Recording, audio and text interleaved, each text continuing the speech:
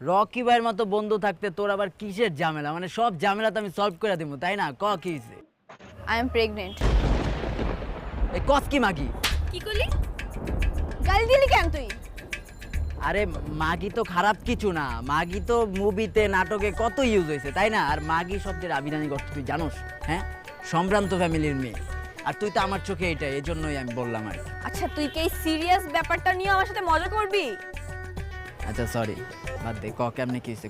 Accidentally হয়ে গেছে। Accidentally মানে? অ্যাক্সিডেন্টলি হয়ে গেছে। ও মানে তুই হচ্ছে রাস্তা দিয়ে হাইটে যেতেছিলি, ঠিক আছে?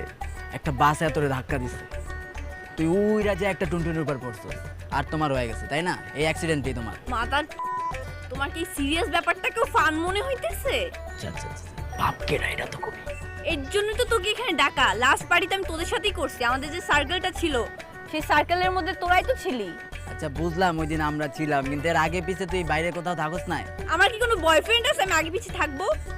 বাই দা ওয়ে, তুই ওই দিন রাতে কি করছিলি? এই ওই দিন রাতে হচ্ছে আমি পট করতেছিলাম, ঠিক আছে? পট করলাম, একটু হাই হইলাম, ড্রিঙ্কস করলাম, চিল করলাম, একটু ড্যান্স করলাম, গার্লস আর এভরিওয়্যার। কি মানে আমি তো চিল মুড়ে ছিলাম ম্যান। আর কিছু করছ নাই? না, এরপর আফটার পার্টি করছি, ওটা তো আমার বাসায় ছিল। পার্সোনাল করছেন কেন করতেছো? তুই তো ছিলি না ওইখানে। আমি কি করবো দোস্ত, আমি কেমনে বের করব? আমার মাথায় কোনো কাজ করতেছে না। আচ্ছা আচ্ছা তুই দাঁড়া, রকি ভাইয়ের মতো বন্ধু তোর যেহেতু আছে, তো টেনশন কিসে বুঝলাম না।